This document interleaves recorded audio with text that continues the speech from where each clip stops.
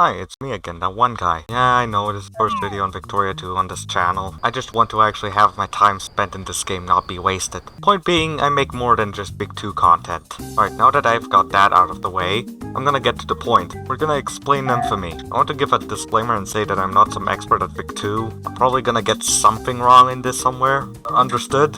Alright, now on to actually explaining stuff.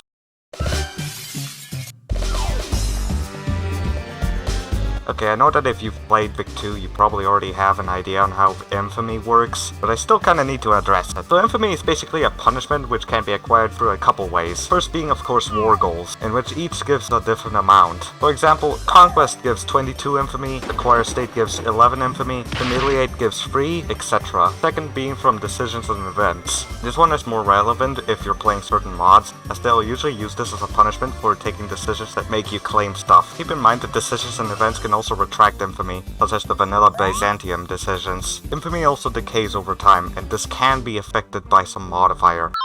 Hey, editing key in here. Little addendum here, this can also be affected by being at war. Yeah, Infamy decays slower if you're at war. That's about it. Go back to the normal video. That or is changed like in certain mods. For example, Divergences of Darkness gives a higher infamy reduction. On the contrary, the Geneva Convention gives you a modifier that reduces how much infamy is decayed. Hence why nobody goes for that decision. Alright, everybody figured it out? Did we have the budget for a transition? Okay, so the one thing I did neglect to mention previously was the infamy limit, mainly because it needed its own section. Anyways, the infamy limit is 25. Once you reach that point, every country, and I mean every singular country, has a war goal to contain you. Now in vanilla, the only nations that will really attempt to contain you are either great powers or on the same continent. And great powers on different continents will most likely never go after you. This is of course different in mods, where any great power can go after you with a simple event. Now that's a really simple explanation, but now for the other things to talk about. 1. Your timing on going over the infamy limit. Depending on when you go over the limit, you can mess it up. This of course matters on your skill or how powerful your country is, as well as their placement. However, I can give some baseline things to say. Don't try to go over infamy early game, as your nation is usually at its weakest there. There's exceptions to this, like Japan, who usually won't be targeted due to its possession, but as a general rule of thumb, don't do it early game as you'll just get dumpstered. 2. Truce breaks. This is more of a war goal thing, but it's worth mentioning still. So, if you have a truce with another nation and you have a war goal on them, you can declare war on them. There's a catch, that being that you will be given infamy, a prestige loss, and militancy. You get about 2 infamy per truce break. Generally though, you don't want to do truce breaks as they're more of a nuisance than a help. 3. Infamy playthroughs. Weird as hell definition I'm saying, but hear me out. Depending on how you want to play Vic 2, you might or might not make the infamy limit important or not. There's in my mind 2 types of people in this case. Those who play normally and don't go over the infamy limit unless by accident, and those who want to commit to a world conquest. 4. Save scumming. Ever want to save infamy while still going to war?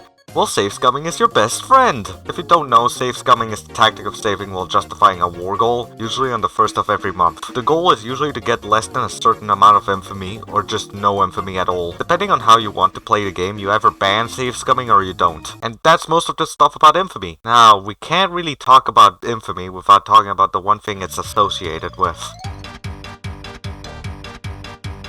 Yeah, so war is integral to how infamy works. After all, you gain infamy by justifying war goals, and going over infamy gives everyone the chance to declare war. In fact, you're most likely to go over infamy through a war goal. Now, I'm not the kind of guy to give you an entire damn essay on how to do war. If you want that, go watch Xarxos' videos on general military stuff. What you do need to know is, if you're going to go over the infamy limit, you need to know what the hell you're doing. Unless you're extremely secluded, since remember the AI in vanilla won't declare war on you unless you board them are a great power, then you will have to deal with someone declaring war on you. Now depending on what you're planning on doing, you can simply white peace whoever declared war on you after winning a few battles and occupying some territories. I'd recommend you do this if you're either less experienced in war and or are playing a very weak nation, as you won't need to deal with them for about several years in game time. Now if you absolutely know what you're doing in war and know how idiotic the AI can be, then it might actually be worth it to add some war goals. Usually those will be conquest war goals, like the acquire state or demand concession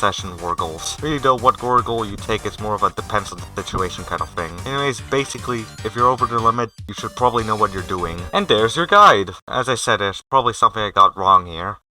You know exactly where to call me out, right? Anyways, that's it from me. go watch someone else if you want more Vic 2 content, and I'll take my leave now.